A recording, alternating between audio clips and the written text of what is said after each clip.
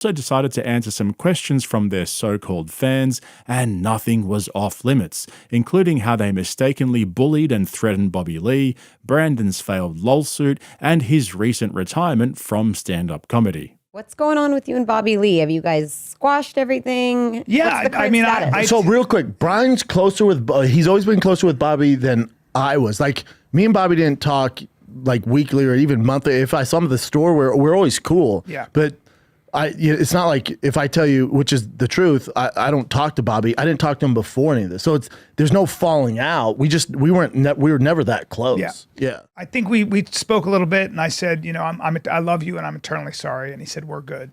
And, you know, so I love him and I take full responsibility. I was going through something. I was not working on good information, and I was wrong. Through and through. That guy didn't deserve it. I was defending my friend Brendan. I wasn't working on all the information.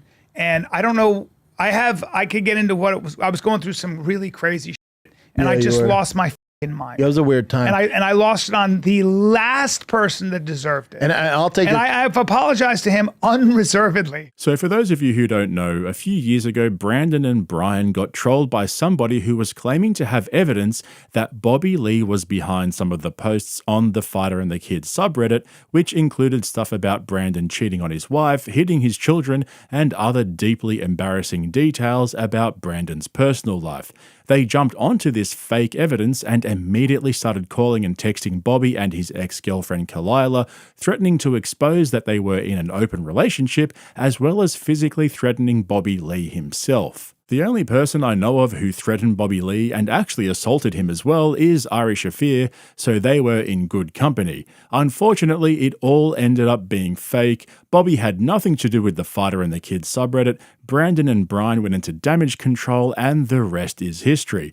But instead of taking responsibility for their actions and being straight up about it, they still blame the people around them for leading them astray. That whole time was so weird. Like now I'm in a much better place, much healthier. I don't have the wrong people around me. Like when that was going on, like if that same opportunity came to me now, someone pitched, I'd be like, are you out of your no. It was so weird. So and then also, like, I never thought it would become what it did. Hey, I don't want this to go public.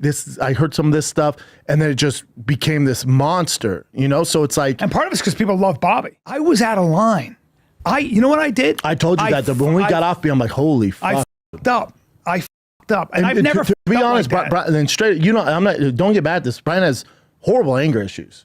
Yeah. The worst side of anybody I get know. a little crazy. Yeah, when you get mad. When I think my friends are getting, you know, I was mad about some stuff that was going on. No, I get it. When you get mad, you get mad. So at least Brian Callen's being straight up about what he did and taking responsibility for it.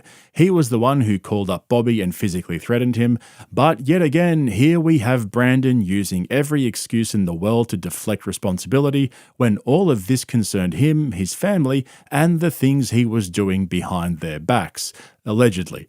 The reason I'm bringing up the Bobby Lee drama is because Brandon used this in the podcast to try and justify launching a lawsuit against a YouTuber known as Unique. Essentially, his argument is that he was in a bad place, he was trusting the wrong people, and he got dragged into something that he didn't fully understand. This is Bappa rewriting history in real time. So, but that was a time period. It's like the same thing I'm sure get brought up. Like, even with this lawsuit thing, right, with this YouTuber, that's all around the same time. I have a whole team, right? You have business managers, you have this entertainment manager, you got lawyer, you got this. I have a whole bunch of people working for me at the time. I've never been the guy to give people like, you can control this. Never. It's not my thing. That's why I'm at where I'm at. But somewhere along the line, I lost my way. I started delegating certain things to people. And you notice, but like 2 years ago, 3 years ago, 4 years ago, my social media was awful because it's not me. Those days are gone. Did you get that, guys? Brandon never delegates, ever. That's just not his style, except he did it on that one occasion.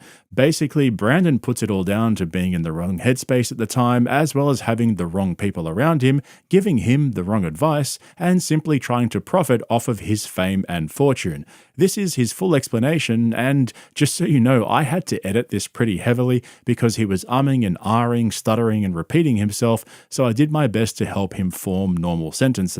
Take a look. So the lawsuit thing, I'm sure it's a question, the lawsuit thing. A guy who's no longer with me, a business guy, comes to me and goes, hey man, there's this guy on YouTube. Again, I hand to God, I've never seen any of it. I don't see any of it. So this guy who works for me, right, doing this stuff, business manager, he goes, hey man, I got a call from this lawyer. I've known him a long time.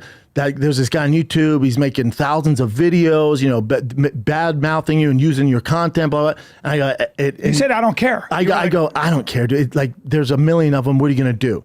He goes, that's bad, man. He said, you hit your kids. And I was like, okay. Next week comes back, same thing. Dude, I'm telling you, I really think we should do something, you know, and they know how to pull out my heartstring. He goes, you know, he has a rap sheet where, you know, he beat his son. It's on video on there. I'm like, whoa, all right, do what you got to do. That's right. And I was told, Child abuse. ready, I was told, this is easy. It take 3 months.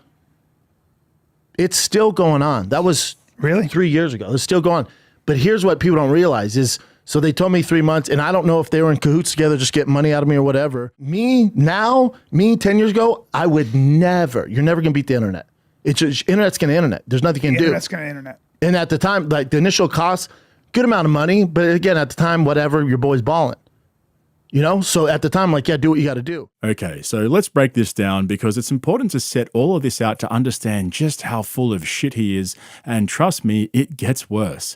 Brandon saying that he never knew about the videos Unique was making. It was brought to his attention by a business manager who potentially had some sort of arrangement with a lawyer to screw Brandon out of legal fees to line their own pockets. At the time, they told him it would only take 3 months to get it all settled and done, but now 3 years later, it's still going. Do you notice how nothing is ever his fault? He decided to go with the lawsuit because the YouTuber allegedly beat his own son, so he had to throw in that little humble brag there. And that line we've heard him say before, you're never going to beat the internet, Brandon was the one who leaned into all the hate he was getting by telling all of his haters that he's rich, he's more successful than them.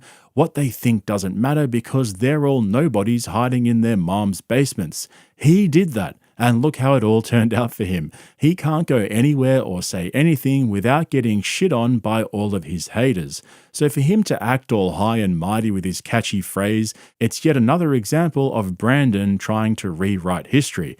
Anyway, let's keep going. It's about to get good. Well, thank God, and people don't realize this, and even if he's doing, like, dragging it out, it's pro bono. I don't pay anymore. So if whatever issue they have with it, I couldn't tell you what's going on with it. I couldn't tell you when it's going to end. I know nothing about, I don't associate with them anymore. I couldn't tell you. I could not tell you. Again, I take accountability because that's all. I have to give these people jobs. I have the wrong people around me that I hired, horrible people, right? I have this business guy that had no business managing any of my shit. Bad information. And I'm at a time where I'm not steering the ship, and it's not good. Okay, first up, Brandon does not know what pro bono means. I think what he's trying to say is that they were working on a no-win, no-fee basis, which also doesn't make sense because he's previously admitted to having paid their massive legal bills. So either they've switched it to a no-win, no-fee basis after the lawsuit started dragging out for years, or he's just straight up lying. But the other thing that caught my attention was the pretty outrageous statement that he wasn't in control of his company, Thick Boy Productions, which is the entity that brought the action against Unique. I went and looked up who the directors are of Thick Boy Productions, and I found this. His father, Peter, was the first director, and then he brought his son Brandon on as a director as well at a later date. Now, the way these kinds of things usually work is that a representative of the company, usually a director, has to sign off on the legal filings. Sure, your lawyers submit them on your behalf because they're lawyers, but the individual or company bringing the suit is ultimately responsible for bringing the action and would need to sign off on it. So given that you can't delegate directors' obligations and responsibilities, there are 3 possibilities here. The first one is Bappa's right, and his lawyer and former business manager are running the lawsuit without his knowledge or involvement. If that's true, the lawyer needs to be reported to the American Bar Association because that's illegal and he would be disbarred. The second is his dad is calling the shots and paying the bills without Brandon's knowledge or involvement. And the third is Brandon knows exactly what's going on and he's straight up lying about not being involved in the case. Now you can notice, fast forward now, had to take time off from stand-up. I'm doing too much. I got cut back on the shows. I was going down a bad road, man. I control it. My social media, your boy's back. I've been back about a year now. Everything you see now is my decision. Notice how much better it is, how much more positive I am. I'm a positive person. That time when Brian's going through that and we're going through all this mayhem, that was probably the darkest hours of our careers, of our lives. And I made it worse by far by pointing my gun at somebody I care about that didn't deserve it. But to your defense, that could have been Bobby, that could have been Rogan, that could have been Bert Kreischer. It was just at that moment, on that yes. day, I was going crazy. And it just so happened I was you going took your through anger on something. Bobby. Well, Yes. I was going through something else. Yes. But I don't surprised like, me. But also, I don't like talking about it because that makes an excuse. No, it's not an excuse. For me. So again, I want to give Brian Callen credit here for taking this on his own shoulders and not trying to deflect onto anybody else. But as for Brandon, he made some interesting comments there that we've heard before. Things are different now. He's changed. He's in control. He's the one calling the shots. Hey, Bubba, diss you? I mean, can you sue people? Have you tried doing any of that? No, I mean we have a lawsuit with a guy who made like 3,000 videos. Again, if you're gonna critique stand up or my fight picks or my football picks, all good. That's what the internet's for. Now, if you're gonna go out there and defamation, like whatever, Brendan hits his kids or beats his wife, well, then you got my attention. I'm gonna come after you. Oh, yeah, that game I don't play, and the guy's suffering from that. So. That was only 6 months ago, yet Brandon claims to have no knowledge of the lawsuit, what it's about, where it's at, or why he's doing it. Clearly, based on his own words, the lawsuit was always about silencing a YouTuber who was posting videos exposing Brandon's lying and cheating, allegedly. But forget 6 months ago, what about just recently when he finally lost the lawsuit? That's right, Brandon ended up losing the lawsuit, and then only a month ago, he filed an appeal. He's appealing the loss. What happened to being in control, Bubba? You just said everything happened in the last 18 months are all your own decisions, so either someone is fraudulently filing lawsuits on your behalf, maybe your dad's doing it for you, or you're just plain full of shit. And that's what I don't get. It's so easy to look all of this stuff up. I've covered this extensively. Does he not realize we all know the truth about this lawsuit, how he lost and how he filed an appeal? One other thing, I've seen this a lot on my travels, both from guys like Rogan and Brandon and their fangirls as well. It's the whole argument that they don't know what's going on. It's their producers and their people who are doing the copyright claims and strikes, so you can't blame them for it. Let me ask you this then. If I wanted to fight back and sue them for the tort of interference in my business, who do I sue? Do I sue Bent Pixels, Superbam, Brandon's producers? Nope. I sue the entity or the individual who owns the copyright, so this whole argument that it wasn't them, it was their people, well, it has no bearing in the law. It's just a cope. This is why he needs to stop, get help, and get as far away from a camera and microphone as possible. Except there's one problem. It gets worse. One of the questions they got from their so-called fans for episode 1000 was one thing that they're proud of each other for. Here was Brandon's response. I'll get emotional here. It drives me, if we're being honest, leave this, Chin. Don't edit this out. I'm speaking from my heart. I know you're not going to like this. I'm going to look right. It drives me nuts. Nuts. That Brian's at where he's at. I will challenge anyone, any comic, to go on stage after Callen. And you're telling me Brian's not better than 99% of those fucking comics. It drives me nuts that he's not up there with those guys. And you want to outcast him over some bullshit? That's what I don't with. That's what upsets me. So what makes me proud and not mad, I'm trying to get mad, what makes me proud is he's not going to lash out about it. Brian's cool. Brian goes to work. Brian's doing the road. Brian's trying to sell tickets. But I'll tell you right now, I don't forget. That shit's not cool with me. That's why you don't see me at those fucking places. Sorry, dude. Come on. Thank you. I don't think she could read right now. 1000th episode. Yeah. So Oh man, here we go. Okay, so back in 2020, 4 women came out and made allegations against Brian Callen, which to this day he vehemently denies. He has never been found guilty of any criminal charges by a court and therefore maintains his presumption of innocence. However, Brian did try to sue the husband of one of the complainants for effectively cancelling him. Brian claimed that her husband contacted his agents, which subsequently dropped him as a client, as well as various comedy clubs, which also refused to book him at the time. Even some of the sponsors of The Fighter and the Kid refused to do business with them if Callen stayed on the show.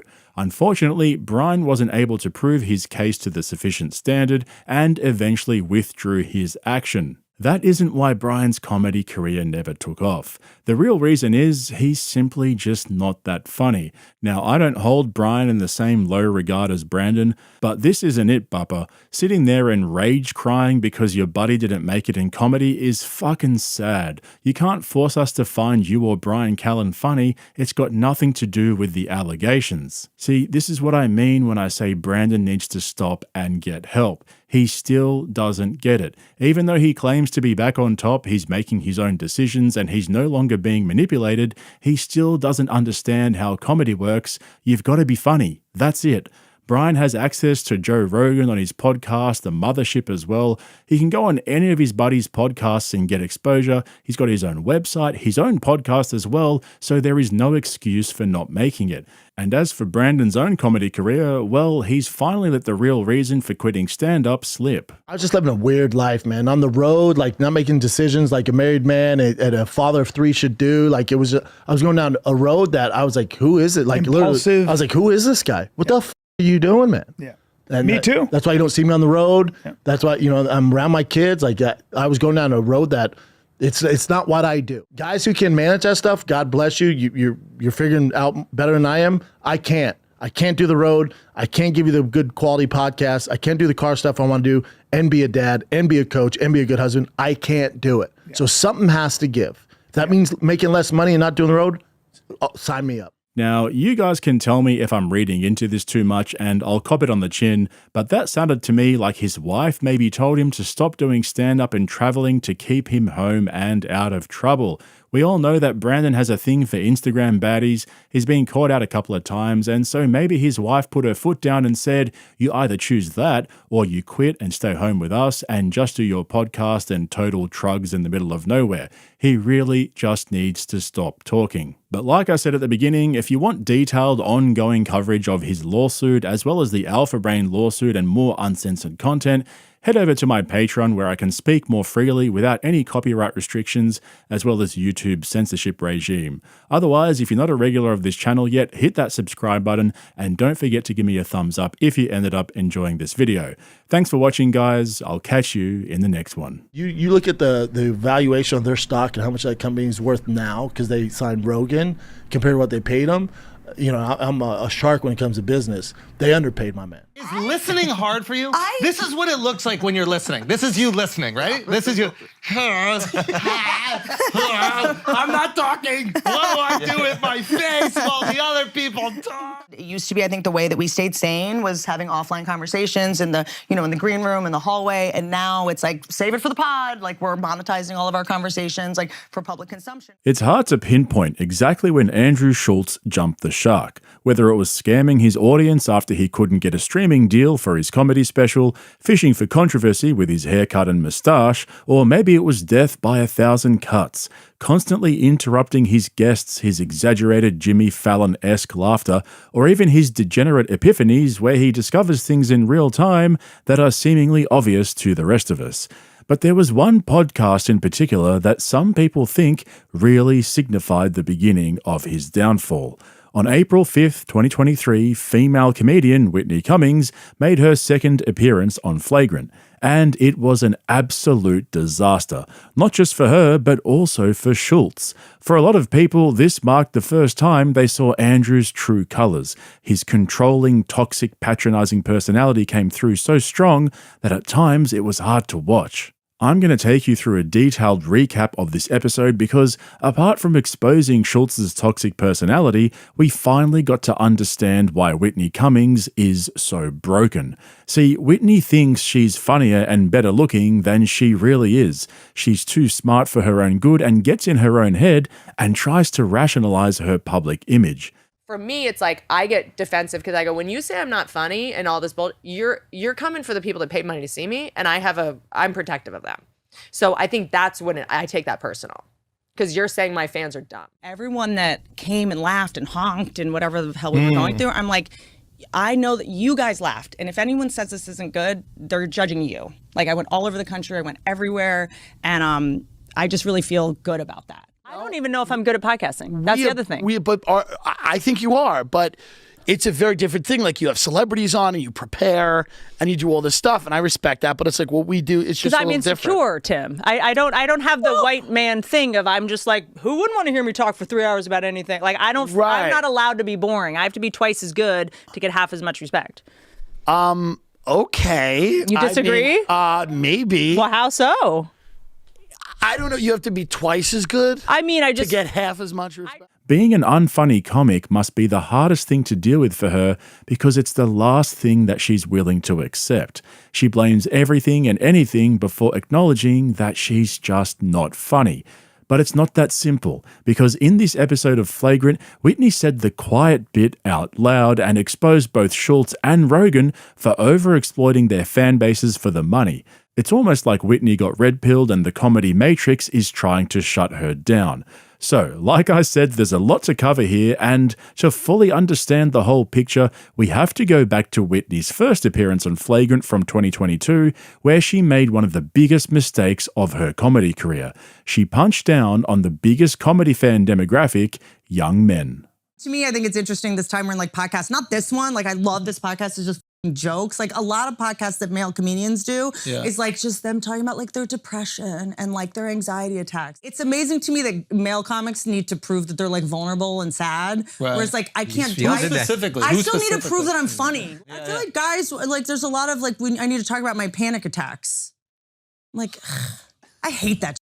I hate Woody Allen for that reason. I don't like men bragging about being weak. It makes me sick. And so when you combine her complete disregard for men with mental health issues, combined with her ongoing crusade to play the female comedian victim, as well as her constant whining and postulating about why people don't like her, she ended up digging herself a hole that she still, to this day, has not managed to climb out of, and ended up in tears on Howie Mandel's show after enduring years of backlash across all of her social media. The amount of hate I get is so intense, and I never acknowledge it and I never talk about it. There's a lot of emotion that I never processed from all that, because it was like I think people think my life is so easy or something, and that I have money or whatever, so they're just I can just be a total punching bag. Or maybe it's because I did the roast. We get paid to try to entertain people, so when people are not getting paid and their hobby is just to trash the people that are trying to spread joy, it's it sucks a little bit, because then I go well, who am I doing this for? So much embarrassment about that whole time, because I was so publicly embarrassed. It was trashing people on Twitter was pretty new. I was trashed by some people like Alex Sulkin and writers that I really respected. It became this punchline. I was they made fun of me on SNL. It was the dreams that I had was SNL is making fun of me. I'll never get to do that. You know what I mean? It was just But you don't see that as a badge of honor? I think I do now, but I always wanted to be in the club, and I became the thing the cool kids made fun of. Yet again, we have another example of a Rogan comedian flying too close to the sun and getting burnt. By 2022, Whitney Cummings had cemented her reputation as the whining female comedian who not only wasn't funny, but openly attacked men with mental health issues for being weak-minded, only to suffer her own public mental breakdown months after declaring weak men were disgusting. So, carrying her Brendan Schaub-sized baggage on her second appearance on Flagrant in April of 2023, both Andrew and Whitney were desperately trying to rebuild her image as a funny comedian and shake off all the negativity that was following her around like a bad smell. She was focused only on one thing: just be funny. She wanted to show that she could roll with the punches and hang with the boys. What's up with you? What's up with you today? Why do you want to fight with me today? I didn't want to fight. You want to fight with me today? What's going on? We always do fight. Why do you look at me with these faces like it's difficult? She can't control that. Is listening hard for you? This is what it looks like when you're listening. This is you listening, right? This is you. I'm not talking. What do I do with my face while the other people talk? She's been hanging out with the Whitney robot too long. That's what it is. That's the problem. This is how you age. They're too reactive when you're listening. Even right now, you're trying to not do it, and you're just pursing your lips like this. I know. I'm just like. No, you just said that I didn't watch any of the roast. No, I just. Is that what you just said? I just said. What did you just say? That I didn't watch 1 minute of the roast. No, I sent you a link and. Just tell me what you said. Don't do the golden retriever outside the car window on the highway face.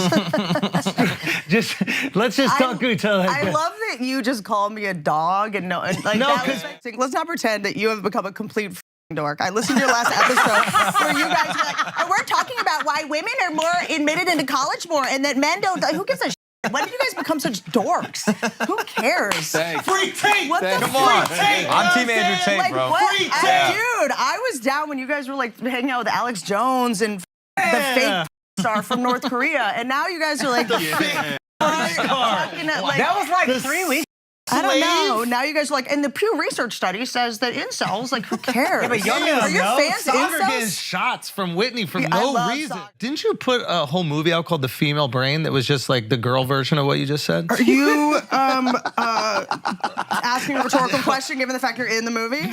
I don't need someone yelling at me about rape with that mustache because that's exactly every time I have someone has attempted to Thing to scream at a woman, nobody wants to you, and you're like, stop saying that. Except in shiny Luigi over here. Is Being this a female like the comic. new Adderall? Is this like the new I Is this miss Adderall. batch? I want I feel like you Adderall. got a wonky batch. No, this I got feels it. I'm like on a, 3 Zins. What's a Zins? Oh, this is like the nicotine. Nicotine, yeah. Okay, got And it. peptides. So I don't know what you guys think about that little edit. You can let me know in the comments below, but it was basically like that for the whole first 20 minutes of the podcast. It was wild. It was chaotic. They were throwing around roasts and one-liners like they were going out of fashion.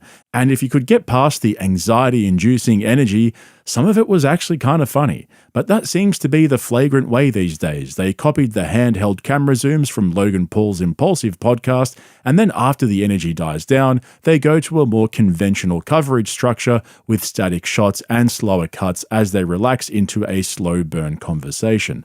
However, just before they came to the end of the high-energy fast cuts and shaky camera, Whitney fumbled her way through the whole "it's hard being a female comic." Yet again, she dug herself a hole that wasn't going to be easy to climb out of. Dude, I love doing corporate gigs because it's also like, it's a big business, I think, for more like female comics. Because, you know, like being a stand-up as a woman, it's not a business.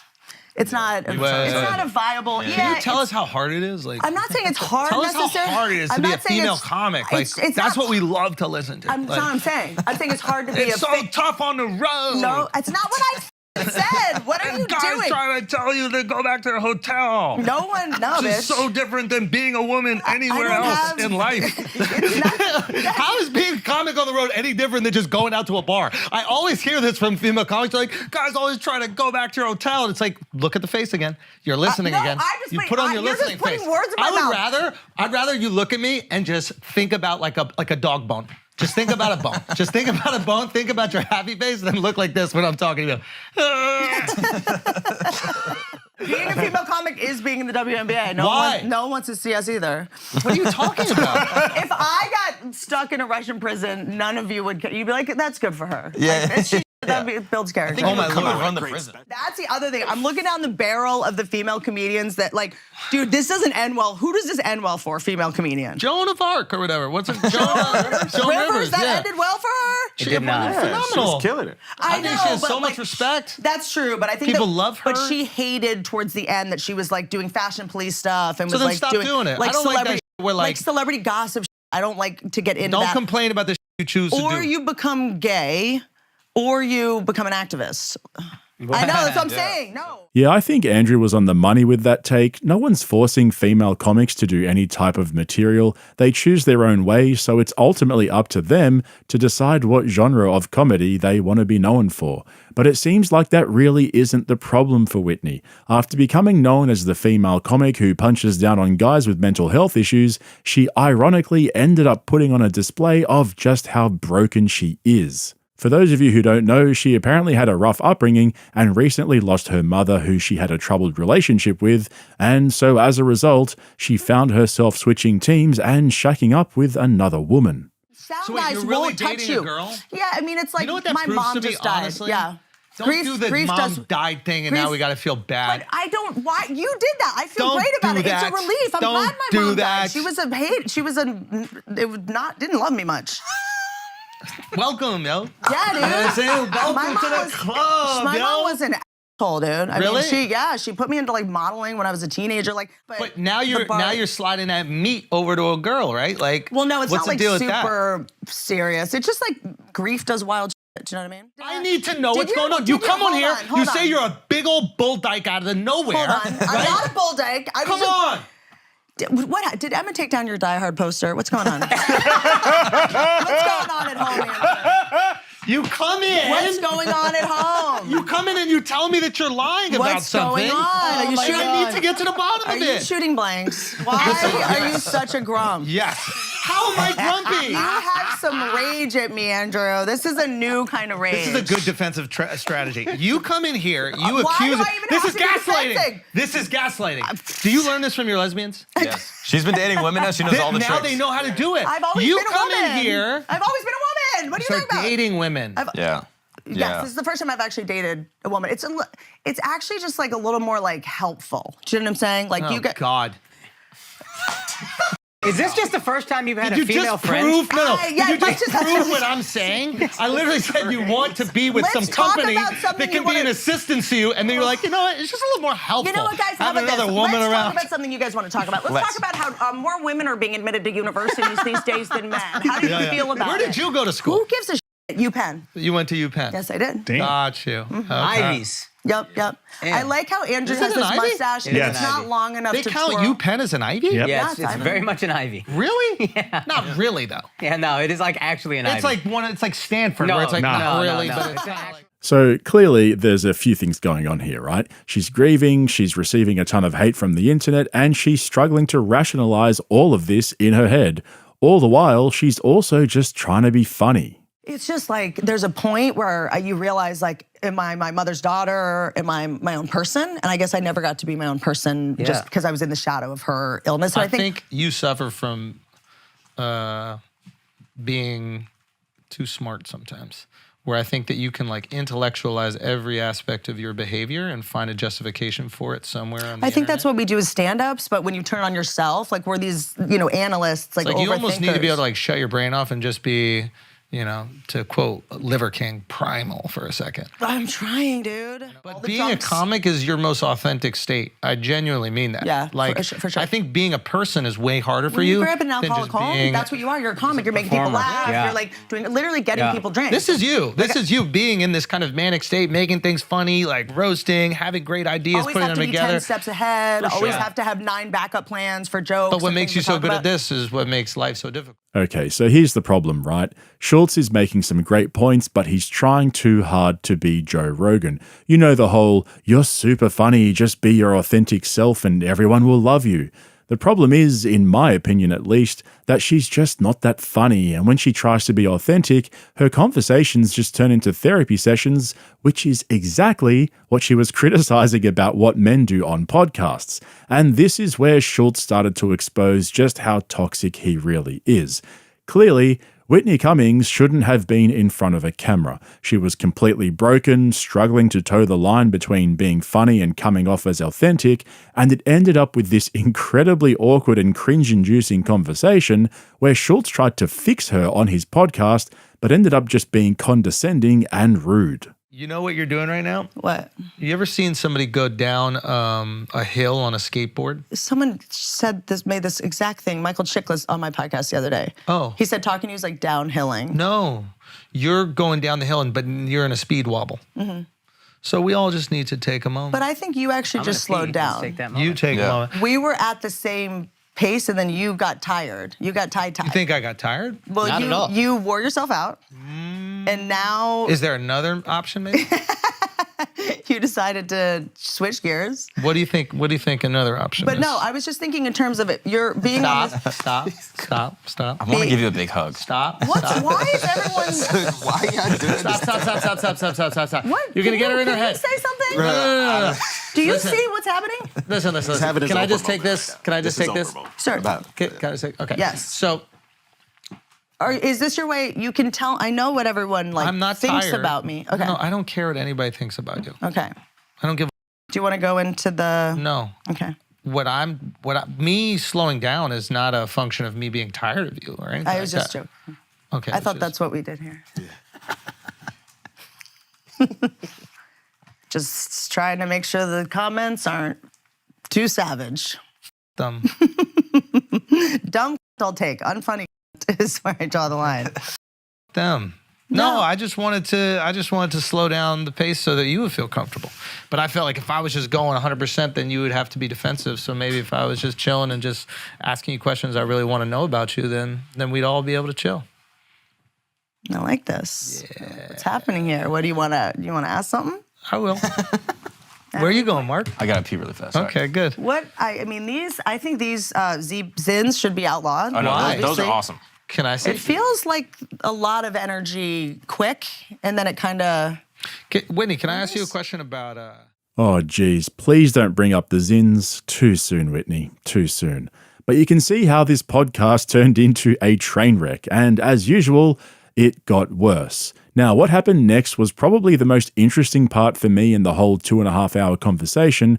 Schultz goes into full therapist mode and tried to micromanage the conversation to the point where he basically wouldn't let Whitney speak, and then Whitney unexpectedly said the quiet bit out loud. Now, I'm going to pick this up straight after I play this clip, but I just want to make one point real quick just now. I agree with Schultz when he said that Whitney's too smart for her own good sometimes. She's obviously a really intelligent woman with a lot of trauma built up over the years, and what stuck out for me in this next bit was that deep down I think she discovered that the whole universe she thought she was part of was actually just one big fake ecosystem designed to make a profit. I know that might sound weird now, but it'll make more sense as you watch along with me. I mean, we've had like a lot of trauma. I mean, I've never even heard of this. Like, Hold on. So there's all these people you love, and all these people love you. That's pretty cool. Yeah. And they don't want anything from you. They don't need anything from you. They just love you. You know, I was thinking about That's this. pretty nice. literally Despite all the up shit that you went through in your life, despite these up relationships you grew up with. couldn't be happier. No, not about happy. Despite all those things that could interrupt your ability to be loved and love people, you got a lot of people who love you. Well, I think that the key, and my best friend Nikki Don't explain it. told me, Don't if you're explain going to it. get your heart broken, Don't explain it. Just take it in. Just take it in. but I agree. Stop trying to science But what do you want me it. to say though? Just Stop nothing. being a nerd with your Don't say facts. anything. Just take it in. Don't Just be a hear nerd it. with your facts. But I'm going to say a quote that resonated with me. Yeah, by Give it some a second. gay guy. Just give it a second. Just we love you. Even if you just took a beat You're and took it in. loved. You love people. There's a lot of love over here. Everything's good. We're Christians on this podcast. But if I do too much eye contact, I will probably get emotional. What? No, but what do you mean you would get The emotional? cock in the ground is starting Don't to let her kind out of this. Don't let her out of slide. this. What do you mean you would get? No, I think it's like it's. I've been, Do you want me to cry? I don't want you to cry. I want to feel real emotions from you. If that's happiness, that's great. If it's sadness, that's great. If you're crying, I just want to, Do you? As someone who he definitely loves you, he talks about you, talking about you years ago. I think he just wants to showcase the human you that he knows and loves. I think we can get so sorry to interrupt you. Yeah. Go. No, you Keep go. going. It's your thing. I just think that I don't know. I think that we can get so caught up, especially in our business, about how we're perceived by a lot of times people we don't know. And then lose sight of how we're perceived by the people that we do know and we care about. And then we maybe almost take that for granted. And I do that all the time. Maybe I'll come in, I'll be frustrated or whatever. And sometimes I like to take a second and be like, wow, man, we got a bunch of guys that are working this podcast that have really busy lives and their own relationships, and everybody's coming in to work on this one thing so that we can all be successful, and they're sacrificing, they're having time.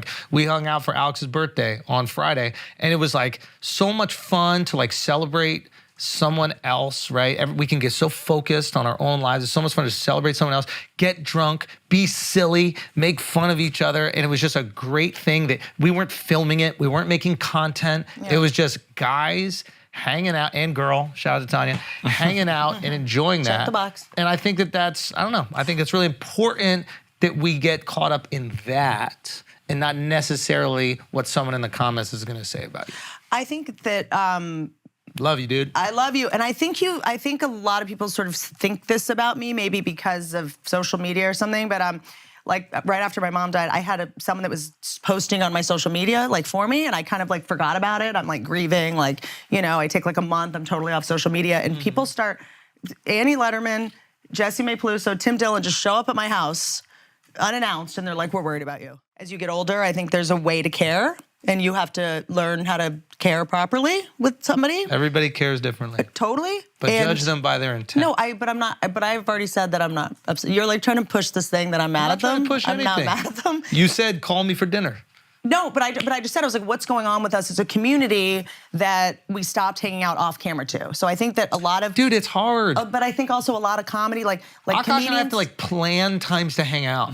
Yeah. Well, we have comedians- lives, we have worlds that we want to do Totally, things. I'm just saying we're in a very high risk profession, and it used to be, I think, the way that we stayed sane was having offline conversations in the, you know, in the green room, in the hallway, and now it's like save it for the pod. Like we're monetizing all of our conversations like for public consumption, which is great. It's healing a lot of people. People love it. Can I finish before you roll your eyes? All right, fine. Can I finish before you roll your apologize. eyes? Okay, that's pretty deep and sort of goes with what I've said in a bunch of my previous videos. It should be obvious by now that Whitney's both smart and troubled, and when you combine that with how fake the extended Rogan universe is, it's not hard to see how she would sit back in her time of need and think, what's going on here? Why don't we just hang out like normal friends? What happened to everyone? I can't even call up my friend Andrew or Bert or Rogan for a chat without being told to save it for the pod. It's like the kiss of death. And you can see that from this episode as well. 90% of the conversation should not have been recorded. This should have been a private conversation, and I think that's what Whitney was trying to say. Here she is on one of the biggest comedy podcasts in the world, trying to have a real conversation with her good friend Schultz, and he's basically trying to stage an intervention just for the views. Now, like we saw at the beginning of this video, Whitney gets emotional on other podcasts and can't stop talking about her feelings and emotions, even though she thinks it's cringy when guys do it. Okay, fine, but she's also calling out her comedy buddies for putting profits before their friendship and trying to monetize all of their conversations. So you had these like great intimate relationships, friendships with comics, and then something happened where you felt like it wasn't as not with the guys you mentioned, but maybe with other people where it wasn't as pure or familial as you I thought. think that it's such a...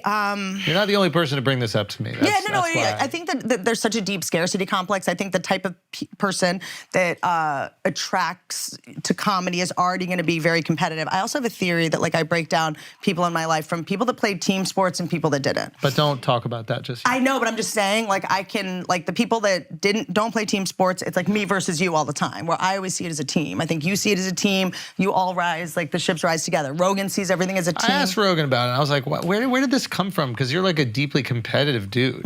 Like, deeply competitive dude. And I was like, well, why are you so like supportive of everybody? Well, like, it's also there's an arrogance in knowing, like, I know none of these motherfuckers are gonna eclipse me. okay, maybe Berg Kreischer, I think I can give him a platform. I think I'll be okay. but maybe it's, I don't know, someone else. You know what I mean? Like maybe it's not that, like, I don't know. So I asked him and he was like, yeah, it's all martial arts. I go, what do you mean? He goes, we're like doing jujitsu and like a guy is trying to literally choke me out. He's trying to stop me from breathing and he's my teammate and he's gonna help me get better at this. And he's like, yeah, if I didn't have that background to understand that like everybody can get better while also competing with one another. Because I think a lot of times people who are in very competitive industries, they think like, oh, I have to silence that person, stop that person. You saw this happen in Hollywood a lot where it's just like, oh, this person f***ed me over. Well, no, they get nothing. Geez, Bert Kreischer can't go a day without catching strays. And did you see how delusional Schultz was at the end there? Whitney was 100% correct in her assessment of how Rogan sees the comedy podcasting community. He's so much bigger than everyone else that he's happy to have them all on his podcast and help them get some sort of recognition because he knows they'll never come close to the fame and fortune that he enjoys from JRE. I've said this before, Rogan is in full legacy mode. He knows he's part of the establishment now, so he feeds off the popularity of young and upcoming comics who don't pose a threat to him because he's already made it.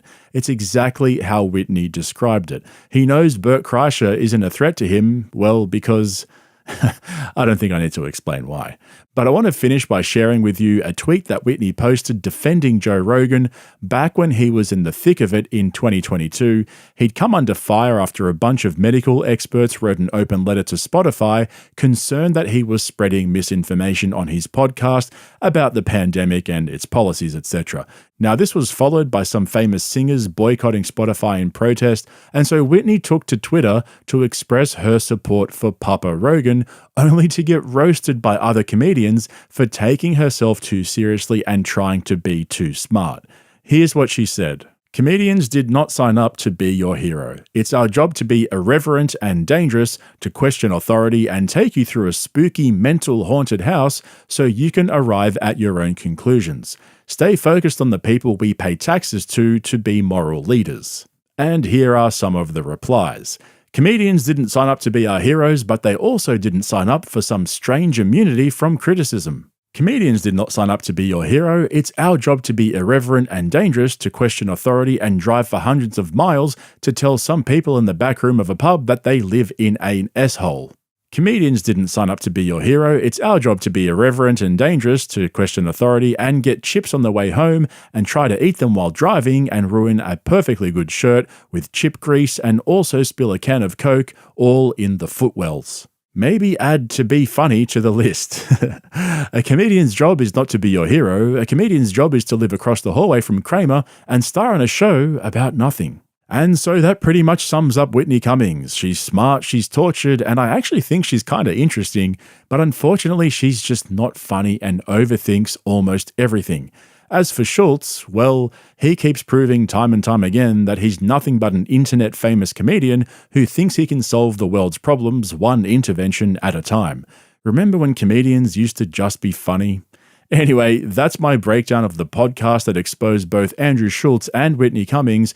I hope you guys enjoyed it. Big shout out to my regulars. Thanks for always turning up for me. And if you haven't subscribed yet, consider jumping on board so you don't miss out on any of my uploads. That's it from me. I'll catch you in the next one. I think the takeaway from this is that this is my final appearance on the Flagrant podcast. You're more than welcome to come every single time you want. There's like you, like Shane Gillis, like Joe Rogan. You guys are also rock stars.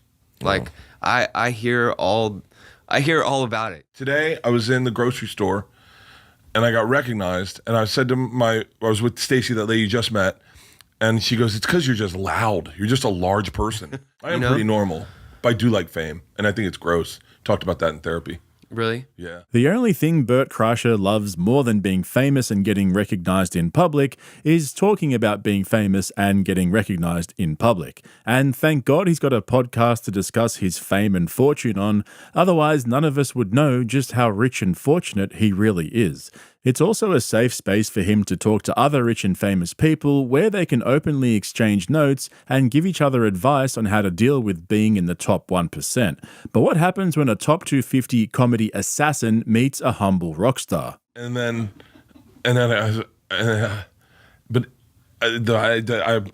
have no idea. Bro went full Brendan Schaub in that one. But on the latest episode of Two Bears, One Cave, our boy Bert was flying solo with Blink-182 drummer Travis Barker, which ended up being a peach's delight thanks to their shared love of exercise, sobriety, and love of family, as well as their shared fear of flying, which I'll come to towards the end.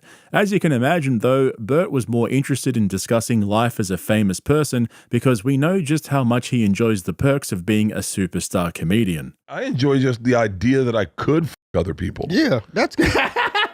Like I've never cheated on my wife, but the idea that I could, yeah, it's good. And I could get pretty hot. Yeah, like Like, I kind of wish maybe I'll sign up for a Tinder just to show my wife who swipes right on me. You know how easy it would be for me, 20-year-old? I can impress her so much. Like, I could just take her, put her on a private jet. She'd be like, whoa. And then I'd be like, yeah, this is what we do. Honestly, all I can say is I'm glad Bert doesn't have young daughters who might hear him say those things. That could get really fucking weird for them, you know? But publicly creeping on 20-year-old girls at the age of 55 aside, Bert's conversation with Travis Barker was really interesting because we got to see the difference between a narcissistic, inflamed, talentless hack compared to a humble, healthy, talented artist. Alright, sorry, just before we do that though, is it just me or is Bert red as fuck again? Seriously, what is going on with him? I thought he was working out and doing ice baths like Papa Rogan told him to, cutting back on the drinking and taking his meds. Why does he look like a beetroot doused in coconut oil? And thank God somebody else noticed as well. I can feel Bert's 195/153 blood pressure through the screen. Bert went from spray tan orange to heart attack purple. Bro seriously looks like he's gonna pop every single time he laughs. He reminds me of that Violet chick from Willy Wonka who blew up like a fucking blueberry and had to get juiced by Oompa Loompas. Anyway, I digress. Let's get back to comedian versus rockstar. Do you like fame? I don't really think about it much. You've been famous for my whole adult life. Like, I feel like being able to throw 5Ks and raise money for like incarcerated firefighters or LAFD, I feel like that's cool. That's a cool way to use like people knowing who I am, but I don't really think of it other than that, you know? Yeah. I don't know. I'm like a dad. I hang out with my kids and I go to the studio every day and run and exercise. Like, I think sometimes me and my wife, we're just like, we just want to be normal. Like, we pretty much live a pretty normal life. Really? You know? Yeah. That's cool. Yeah. What if you're not normal? Like, okay, because today I was in the grocery store and I got recognized and I said to I was with Stacy, that lady you just met, and she goes, it's because you're just loud. You're just a large person. And I was the lady, I bought a bunch of steaks for my sister's birthday. The lady said, can I come to the party? And I went, yeah. And then as she left, she said, I'll see you tonight. And I said, you better show up. And then everyone looks at me and then they go, hey, Bert, what's up? Can you just go to the grocery store? I will, but like how you handled it, like you acted normal, right? Yeah. You were like, oh yeah, for sure, you go to the party, whatever. I feel like that's what you do. And then they just like, oh, it's just Bert. What up, Bert? You know what I mean? People just start to treat you like you're normal and like you want to be treated. I am pretty normal, but I do like fame. And I think it's gross. Talked about that in therapy. Really? Yeah. These famous Bert stories are getting out of hand, but they're also fucking hilarious. In literally every single Two Bears episode these days, he has a new story about being recognized in public, and they're always complete bullshit. No one has ever seen Bert Kreischer out in public and spontaneously said, "What's up, Bert?" What really happened was Bert made a scene in The Butcher so everyone would notice him, and then he had to explain to them who he was. Maybe he even got his phone out and Googled himself to show them that he really actually is famous, and then asked if anybody wanted a photo with him. That's a much more believable story in my opinion. If Bert gets reincarnated, he'd probably come back as a governor's daughter who threatens the cops in a traffic stop and says the infamous line, "Do you know who I am?" before spitting racist slurs while she's resisting arrest. I don't know why I thought of that, but could you imagine if by the graces of God, Bert went on a drunken rampage and started destroying shit because nobody recognized him, and it was all caught on camera? Fuck, that would be a gift, huh? He'd still somehow try to use it as a flex though. Hey, can someone pull up that clip of me getting arrested at the airport? Anyway, I will say though, before we keep shitting on Bert, he actually did come through on this episode when Travis told a story about how Paul McCartney deals with fame. This was such a good pickup from Bert. I'm legit proud of him for this one. I heard someone tell a story one time and they were like, Paul McCartney was like telling a story to a certain person I know, and he was like, you know, you don't need a bunch of security, you don't need a bunch of handlers. Like, if you want to go to the grocery store, start going to the grocery store every day at the same fucking time and let the people at the grocery store get used to seeing you. Suddenly you'll do it and no one will bother you. It'll be really normal. Yeah, but his best friend got shot. Think of that idea though. Think if like if you don't start. No, actually I love Paul McCartney. Yeah, me too. But that's exactly how John Lennon got murdered, was he took the same path so the guy could find him. Crazy. Same time, went to did the same thing. I mean, like that's like crazy advice. Yeah, that's what happens when you're so famous. No one questions you. Yeah, everyone's like, "That's great advice, Paul." I think it's just about doing. I think it's about doing stuff. Bro got his buddy killed and then told the world about it. And Bert would know about taking unsolicited advice from somebody who's so famous that everyone just agrees with everything they say, even when they're talking absolute shit. Like I said, though, that was a rare podcast W from our boy Bert. That was some Theo Von level awareness right there. But Bert really is a slave to fame. He craves it like a fat kid standing at a vending machine, sliding his coins in and punching the numbers for a soda, sweating in anticipation as he watches it slowly drop from the chute into his fat fingers.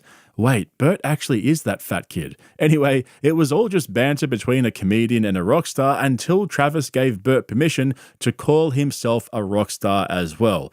Like fuck. This was seriously the last thing we needed. Now for the rest of the year, we're going to have to listen to Bert's made-up rock star stories. Man, you are the coolest dude I've ever met. Like I there's a couple guys I've met in life where I go, I want that. I want a little bit of that. Looking at your eyes and like how you're just so present and grounded and just relaxed. I was like, okay, maybe there's something to being vegan. Or there's like you, like Shane Gillis, like Joe Rogan. You guys are also rock stars. Like I hear all about it, and I hear a running theme through everything you're saying. Like it's like comedy is the new version of a rock star. Those guys are partying like rock stars.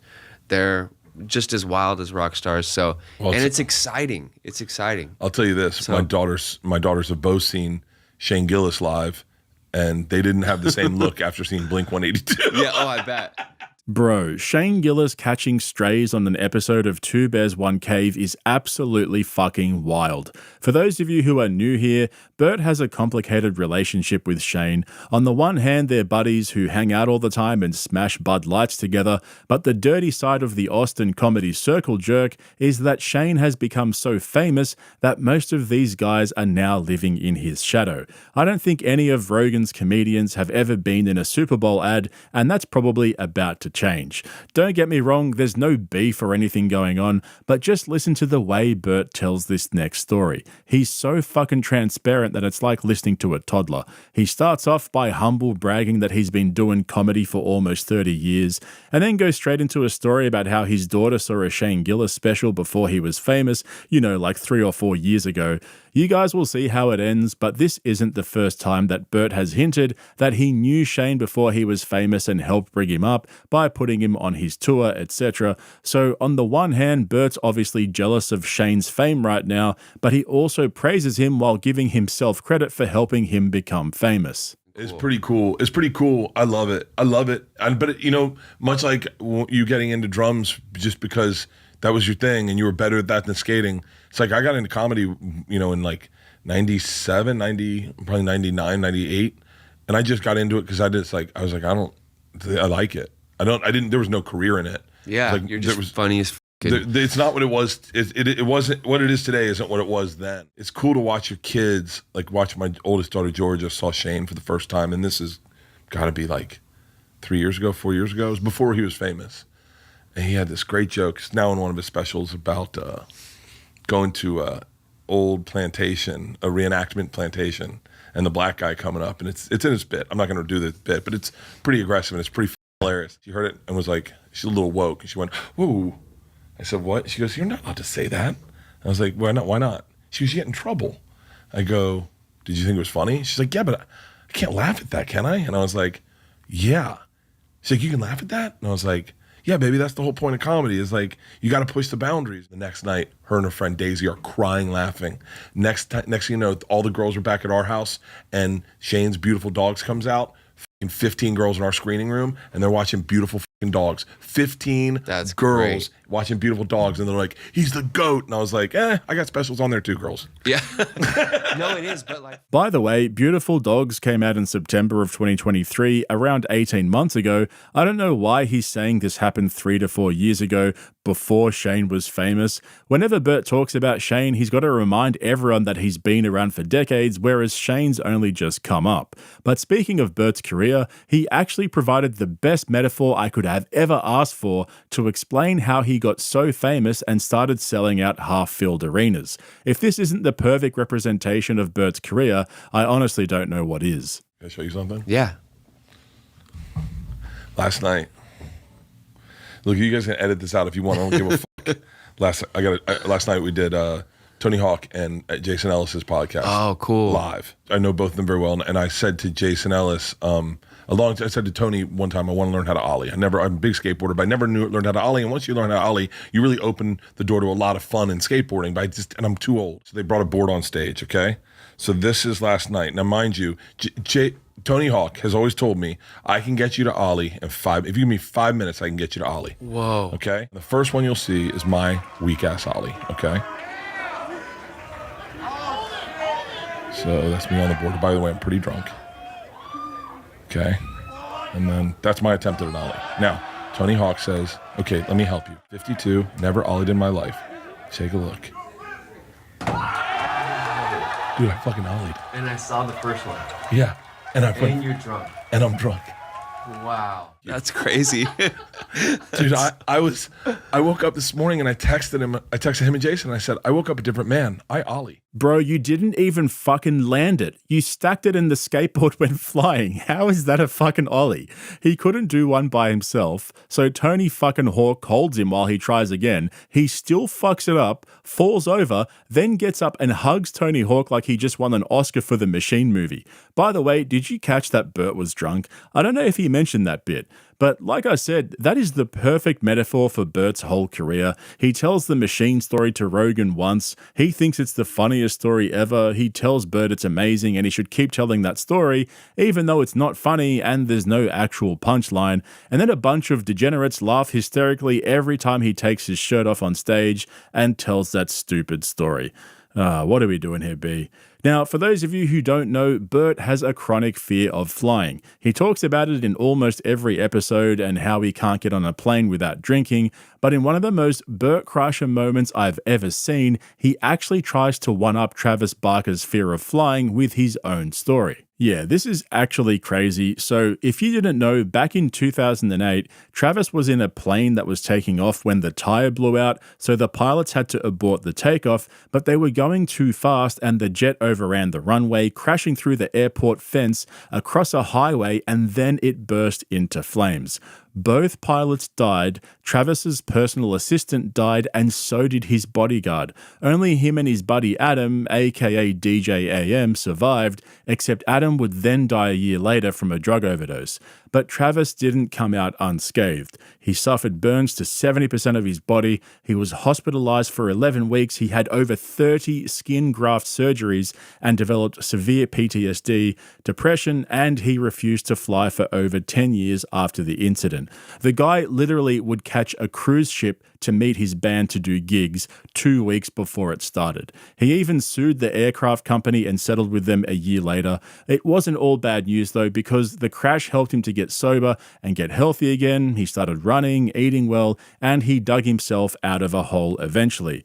And so with all of that in mind, this is what our boy Bert says to him when they're discussing his recovery from the crash and everything he's been through. You have no idea how I've had some rough flights, and I've flown a lot.